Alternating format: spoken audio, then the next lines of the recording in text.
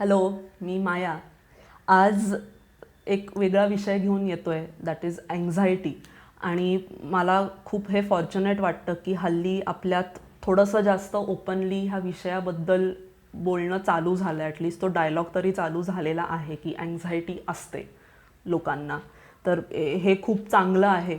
म्हणून म्हटलं की हा डायलॉग थोडासा आपण पुढे न्यावा. आणि आत्ता अशासाठी पर्टिक्युलरली कारण मी बघितलं गेल्या 2 वर्षांमध्ये असे लोक खूप वाढलेत जे अँझायटीची कंप्लेंट घेऊन येत आहेत.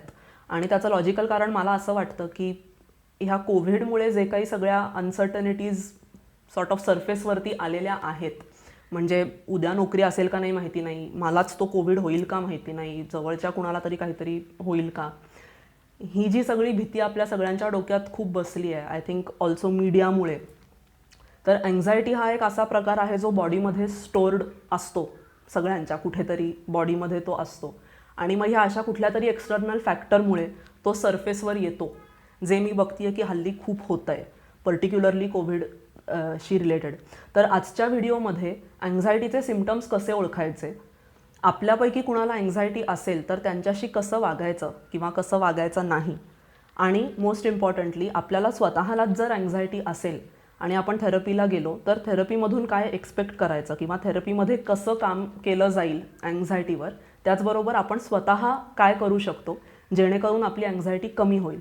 तर असे 3 पॉईंट्स मी आज बोलणार आहे.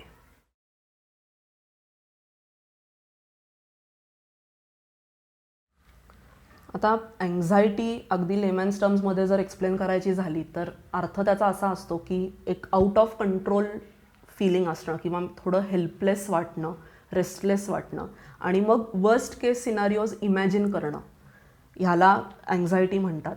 आणि त्याच्यासाठी अजून एक टेक्निकल टर्म जी सायकोथेरपीच्या फील्डमध्ये वापरली जाते इज हिअर अँड नाव किंवा माइंडफुलनेस. हिअर अँड नावचा अर्थ असा की आत्ता ह्या क्षणी फिजिकलीच नाही पण मेंटली इमोशनली पण मी ह्या खोलीत आहे, मी ह्या सब्जेक्टवर बोलतीये, माझ्याबरोबर माझा कॉलिग आहे जो शूटिंगमध्ये मदत करतोय, आय एम अवेअर ऑफ दिस आणि मी आत्ता इथे आहे, पूर्णपणे ग्राउंडेड आहे. अँझायटीमध्ये ते हिअर अँड नाव नसतं. मी आयदर पास्टमध्ये कुठेतरी हरवलेली आहे किंवा पुढे काय होणार आहे ह्याच्या भीतीत आहे, आजमध्ये जगत नाही आहे. याला अँझायटी म्हणतात. आता एक एक्झाम्पल मी देते की आता सपोज उद्या माझी कुठली तरी खूप महत्त्वाची परीक्षा आहे आणि त्या परीक्षेचं आत्ता मला टेन्शन येतं आहे, मी प्रेशर होती आहे आणि आज रात्री मला झोप येत नाही आहे, किंवा मला स्टेज फ्राईट आहे, मला लोकांमध्ये फार जायला आवडत नाही आणि उद्या कंपनीमध्ये माझं एक खूप महत्त्वाचं प्रेझेंटेशन आहे, त्याच्यानी आज मी रेस्टलेस होती आहे किंवा ते बटरफ्लायज इन द स्टमकचं मला फिलिंग आहे. हे खूप नॉर्मल आहे, हे खूप कॉमन आहे, अनेकांना हे होतं की काहीतरी लॉजिकल फॅक्टर आहे, काहीतरी होणार आहे ज्याचं आत्ता थोडंसं टेन्शन आहे, ते होऊन गेल्यावर इट इज सॉर्टेड, मला त्याच्यानंतर मी ते विसरून जाते. तर ते त्या वेळेपुरतं टेम्पररीली काहीतरी मला अनईज वाटते आहे, दॅट्स फाईन. पण जर ती अनईज किंवा तो रेस्टलेसनेस सततच मला वाटतोय, सततच मी कुठल्या तरी एका, मला माहीत पण नाही काय आहे, पण मी सततच घाबरलेली आहे, सततच अशी मी ऑन एज मला वाटतंय, तर then that is an indication की मला थोडं अँझायटीचा प्रॉब्लेम आहे. तसंच अनेकदा मी बघते की सगळ्या तपासण्या झालेल्या आहेत, मेडिकल डायग्नोसिस काही नाही आहे, ॲज सच कुठला तरी काही ऑर्गॅनिक कॉज सापडलेलाच नाही आहे, तरी द पर्सन इज कंप्लेनिंग की मला सतत पाठ दुखते किंवा मला सतत माझी मान अवघडलेली असते किंवा पोट माझं सततच अपसेट असतं, ज्याला आम्ही सायकोसोमॅटिक डिसऑर्डर्स म्हणतो. तर हे परत खूप क्लिअर इंडिकेशन आहे की मेडिकल कॉज नसतानाही जर बॉडीमधून असं सतत काही ना काहीतरी होतं आहे, तर मी जसं म्हणाले की अँझायटी बॉडीमध्ये स्टोअर्ड आहे आणि that anxiety is acting up, हे खूप क्लिअर त्याचं इंडिकेशन आहे. त्याचबरोबर मग कधीही कुठेही सडनली मला घाम फुटतो किंवा चक्करच येते किंवा नॉशियाच बसतो अचानक, दिस अगेन इज अ साईन. म्हणजे हे सगळे जे फिजिकल सिम्पटम्स आहेत की अँझायटी आहे मला. मग अँझायटीबरोबर डील करायला बॉडी काय करते, तर मग आपण कुठल्या तरी खूप एक्स्ट्रीम टोकांना जातो. मग तर त्याचा अर्थ असा म्हणजे की आयदर मग झोपून मला खूप घाणेरडी स्वप्न पडणार आहेत, तर मग झोपायलाच नको, मग रात्रभर व्हिडिओ गेम्सच खेळते किंवा टी व्हीच बघत बसते, किंवा मग उठून खूप त्रास होणार आहे तर मग मी झोपतच राहते. तसंच खूप खाते, ज्याला आपण बिंज इटिंग म्हणतो, की ते खाऊन थोडंसं बरं वाटतं, छान मजेदार काहीतरी खातच राहायचं, किंवा त्याचं ऑपोजिट की मग खायचंच नाही. तसंच वर्कोहॉलिझम, अल्कोहॉलिझम, कुठेतरी स्वतःला गुंतवून घेणं सो दॅट ती अँझायटी मला थोडीशी बाजूला राहते.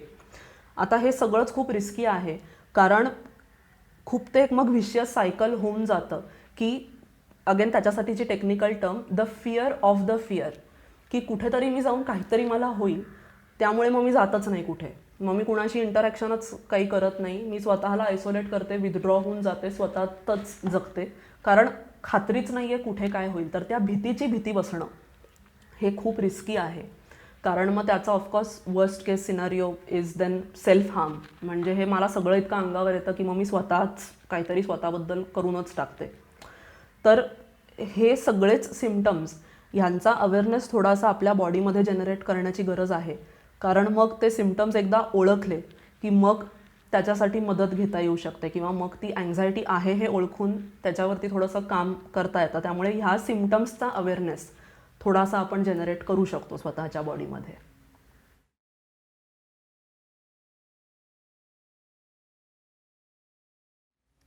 तर आता पुढचं सेक्शन, की जर माझ्या सर्कलमधल्या कुणाला तरी अँझायटी असेल तर मग त्याच्याशी मी कसं वागायचं, हे आजूबाजूच्या लोकांसाठी थोडंसं डूज अँड डोंट्स.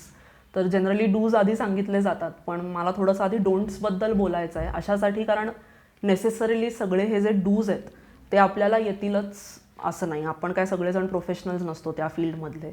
पण मग हे डोंट्स तरी नक्की पाळावेत. ह्या एक दोन गोष्टी आहेत ज्या खरंच टाळाव्यात करणं ह्या लोकांबरोबर. त्याच्यातलं सगळ्यात महत्त्वाचं of course the most important thing, की ते जज करू नये, किंवा आपण हे ओळखावं की आपण त्या विषयातले तज्ज्ञ नाही. त्यामुळे आपण हे इव्हॅल्युएट किंवा जज करायला जाऊ नये की ही अँझायटी आहे का अजून काहीतरी आहे. आपण ते क्रिटिसाइज करू नये. आपण ते की अरे नाही इतकं काही नाही आहे, ते it's not such a big deal, get over it, pull yourself together, इतकं काय सेन्सिटिव्हली वागतोयस, असं करू नये अजिबात. हे त्या व्यक्तीवर सोडून द्यावं, त्या व्यक्तीला हे म्हणू दे, त्यांना अँझायटी आहे का नाही आहे हे त्यांना ठरवू दे. कारण हे असं करणं, हे जज करणं, क्रिटिसाइज करणं, असं ते डिसमिस करणं, ह्याला एक टर्म आहे गॅस लाईटिंग. गॅस लाईटिंगचा अगदीच लिटरल अर्थ की आपण आग लावतोय किंवा आपण उगाच ते टोचतोय.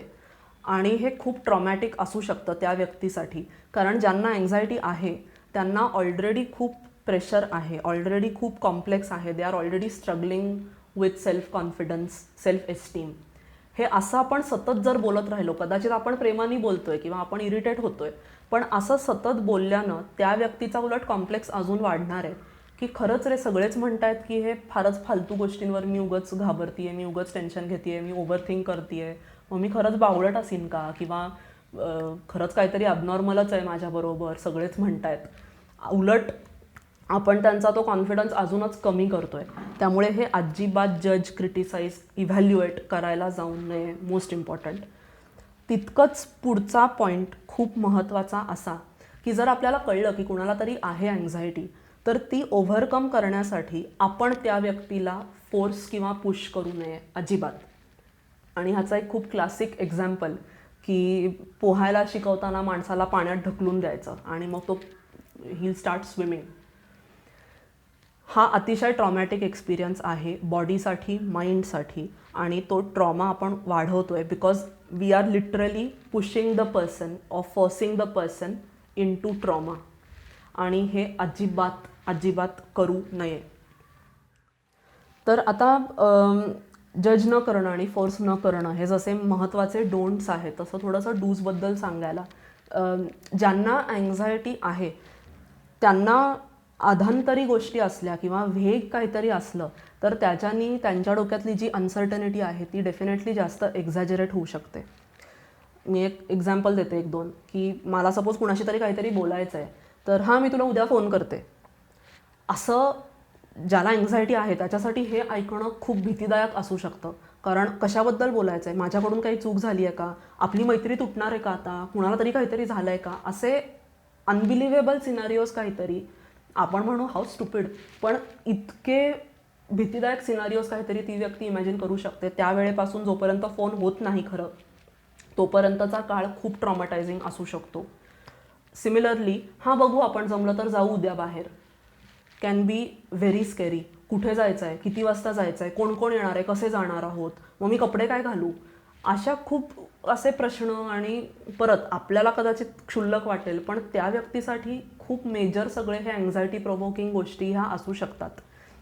त्यामुळे असं आधांतरी काहीतरी प्लॅन्स न ठेवता जितकं जमेल तेवढं क्लिअर आणि स्ट्रक्चर्ड जर आपण त्या व्यक्तीशी बोलू शकलो तर त्यांना ते बरं पडेल. फॉर एक्झाम्पल, मला XYZ विषयाबद्दल तुझ्याशी बोलायचं आहे, मी तुला उद्या रात्री 8 वाजता फोन करते, किंवा उद्या आपण हे लोक इथे इथे जातोय ह्या वाजता, आणि वाटल्यास कपड्यांची पण चर्चा किंवा गाडीतल्या पेट्रोलची पण चर्चा, जेवढे प्रश्न असतील त्या सगळे जेवढं जमेल तेवढे आपण ते सगळे प्रश्न आन्सर जर करू शकलो तर त्या व्यक्तीला जास्तीत जास्त मेंटली प्रिपेअर्ड राहता येईल किंवा होता येईल की हे असं असं होणार आहे. त्याच्याने त्यांची अँझायटी थोडीशी कंट्रोल्ड राहील.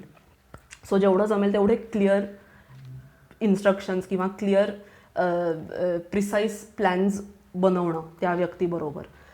सिमिलरली अजून एक डूजमध्ये मग डेफिनेटली की आपला रोल काय असू शकतो त्या व्यक्तीच्या आयुष्यात हे थोडंसं स्वतः तरी जज करावं किंवा त्या व्यक्तीला डायरेक्टली विचारावं की you are struggling with anxiety, तर मी काय करू शकते किंवा मी कशी मदत करू शकते.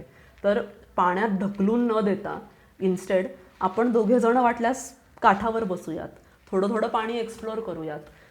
फॉर एक्झाम्पल की मला माहिती आहे की जर तुला नाही आवडत 10 लोकांमध्ये जायला, अनेक लोकांना ज्यांना अँझायटी आहे त्यांना नाही आवडत, त्यांना थोडंसं आत राहायला आवडतं, तर मग आउटडोअर ॲक्टिव्हिटी इंडोर शिफ्ट करणं, किंवा 10 लोकांचा ग्रुप असेल तर तो 3 लोकांवरती शिफ्ट करणं, असं हळूहळू त्या व्यक्तीचं कम्फर्ट थोडंसं वाढवणं. आणि मग त्यांच्या बरोबरीनं आपण कदाचित ते थोडं थोडं करू शकतो. म्हणजे मग आपण दोघेजणं बाहेर जाऊयात, आपणच दोघे जाऊयात, वाटल्यास अजून मग तिसरं कुणीतरी ॲड करूयात, असं हळूहळू त्या व्यक्तीच्या पेसनी नेणं, जेणेकरून त्या व्यक्तीला मग हा कॉन्फिडन्स येईल की ठीक आहे, this person is in my team, ते खरंच मला मदत करतायत. असं जर आपण केलं नाही तर मग एक खूप मोठी रिस्क अशी आहे की त्या व्यक्तीला आपल्यापासून पण अँझायटी वाटायला लागू शकते आणि मग ते आपल्याला पण अवॉइड करायला लागतील की नको, ह्या व्यक्तीमुळे मला खूप टेन्शन येतं, तर ते नकोच. तर असे हे डोंट्स आणि डूज आहेत जे आय रिअली होप आणि आय विश की हे खूप कॉन्शियसली आपण प्रॅक्टिस करू शकू with someone who has anxiety.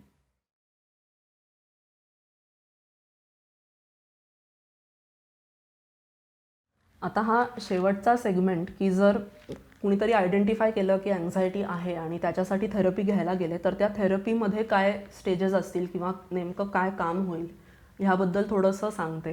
तर सगळ्यात महत्त्वाची जी गोष्ट थेरपीमध्ये डे 1ला ॲड्रेस केली जाईल would be the immediate coping mechanisms.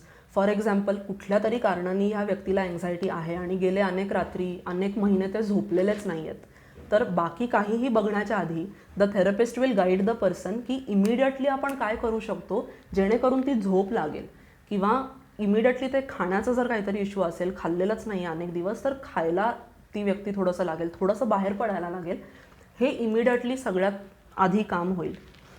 एकदा असं लक्षात आलं की ठीक आहे, थोडीशी झोप मिळायला लागली आहे किंवा थोडंसं ते सेल्फ हार्म कुठल्याही पद्धतीचं ते थोडं थोडं कमी व्हायला लागलं आहे, हे जेव्हा लक्षात येईल तेव्हा पुढची स्टेप असेल की ट्रिगर्स आयडेंटिफाय करणं. कारण बरेचदा ट्रिगर्स इतके लवकर ओळखू येत नाहीत, कारण ते कधी कधी इलॉजिकल असू शकतात किंवा बॉडी आणि माइंड डिस्कनेक्ट असल्यामुळे ते ओळखूच येत नाहीत. तर हळूहळू थेरपीमध्ये मग ते आयडेंटिफाय करणं की अरे, ह्या व्यक्तीला पर्टिक्युलर भेटलं की मला ती संध्याकाळ एकदम माझी चिडचिड होते, किंवा त्या रात्री मला झोप लागत नाही, किंवा ह्या सर्कलमध्ये गेल्यावर तसं होतं, किंवा हा विषय बोलल्यावर होतं, किंवा ते पर्टिक्युलर गाणं ऐकल्यावर मला काहीतरी ट्रिगर होतं. हे ट्रिगर्स ओळखणं will be the next step, so that त्यांचा अवेअरनेस आल्यावर आपण त्यांच्यावर काम करू शकू.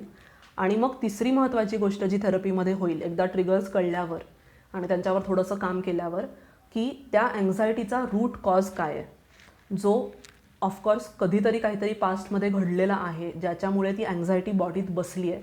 तर त्या रूट कॉजपर्यंत जाणं आणि मग ते टू निप इट इन द बड, म्हणजे ते रूट कॉज एकदा कळाल्यावर ते सगळं प्रोसेस करणं जेणेकरून ही आत्ताची अँझायटी माझी कंट्रोल होईल. तर आम्ही नेहमी मग म्हणतो की जे अँझायटी हा मेन इश्यू घेऊन येतात त्यांना मी नेहमी सांगतो की हे थोडंसं लाँग टर्म थेरपी ह्या गोष्टीसाठी वेळ द्यावा, because it's a multi layered process. सगळ्यात पहिल्यांदा इमिडिएट कोपिंग मेकॅनिझम्स शोधणं, ट्रिगर्स आयडेंटिफाय करणं आणि मग रूट कॉज आयडेंटिफाय करणं आणि मग ॲनालाइज करणं. तर हे तर थेरपीमध्ये होतं. आता त्या इंडिव्हिज्युअलनी काय करावं ज्याला अँझायटी आहे, तर आम्ही नेहमी हे एनकरेज करतो आमच्या क्लायंट्सला की आपण जर आयडेंटिफाय केलं आहे की त्या व्यक्तीमुळे आपल्याला टॉक्सिक काहीतरी व्हाईब्स येत आहेत किंवा टॉक्सिक वाटतं आहे किंवा नंतर बेकार मूड होतो आहे माझा वॉटेवर, तर स्वतःला परमिशन द्यावी मग की त्या व्यक्तीला मी कट ऑफ करीन किंवा त्या सर्कलला कट ऑफ करीन किंवा तो विषय मी सोडून देईन. ही असं कसं, ते तर माझे कुणीतरी आहेत किंवा असं मग लोक काय म्हणतील. आत्ता आपली ती मेंटल हेल्थ महत्त्वाची आहे हे ओळखून ते जे काही टॉक्सिक किंवा गॅसलाइटिंग लोक आहेत त्यांना डेफिनेटली कट ऑफ करावंच. पण मग ऑल्सो असं नाही व्हायला पाहिजे की मग सगळे लोकच वाईट आहेत, सगळं जग वाईट आहे, मी एकटीच माझ्या खोलीत पांघरून घेऊन आयुष्यभर बसीन, सगळ्यांना कट ऑफ करीन, असं पण नाही व्हायला पाहिजे. Over the course of time therapy सगळं ते एकत्र करून आम्ही नेहमी एनकरेज करतो की मग दुसरे कुणीतरी मित्र आयडेंटिफाय करणं, दुसरे कुणीतरी ॲडल्ट्स आयडेंटिफाय करणं जे आपली अँझायटी सिरियसली घेतील, जे आपल्याला गॅसलाईट नाही करणार, जे आपल्याला ॲक्नॉलेज करतील, व्हॅलिडेट करतील. तोही थोडासा एफर्ट आपण घ्यायला पाहिजे की जे टॉक्सिक आहे ते कट ऑफ करायचं आहे, पण मग चांगलं काहीतरी कल्टिवेट पण त्याचबरोबर करायचं आहे. तर अशी ती ड्युअल प्रोसेस डेफिनेटली त्या व्यक्तीसाठी आहे. It can seem like hard work definitely त्या व्यक्तीसाठी, पण मग म्हणूनच आजचा हा व्हिडिओ केला आहे सो दॅट अवतीभोवतीचे जे लोक आहेत ते डोंट्स आणि डूज पण जेवढं जमेल तेवढं त्या व्यक्तीवरती खूप प्रेम असल्यामुळे जेवढं कॉन्शियसली जमेल, जेवढी मेहनत घेता येईल तेवढे हे डूज अँड डोंट्स आपण जर प्रॅक्टिस केले स्वतःसाठी, इतरांसाठी, तर आय एम शुअर की अँझायटी हा जो एक खूप असा भीतीदायक टॉपिक आहे आणि आय थिंक खूप लोक त्याच्याबरोबर आता स्ट्रगल करत आहेत, तर आय थिंक तो स्ट्रगल हळूहळू कमी होईल आणि अजून ओपनली आपण ॲक्नॉलेज करायला लागू आणि एकमेकांना मदत डेफिनेटली ह्या विषयावर करायला लागू. थँक्यू.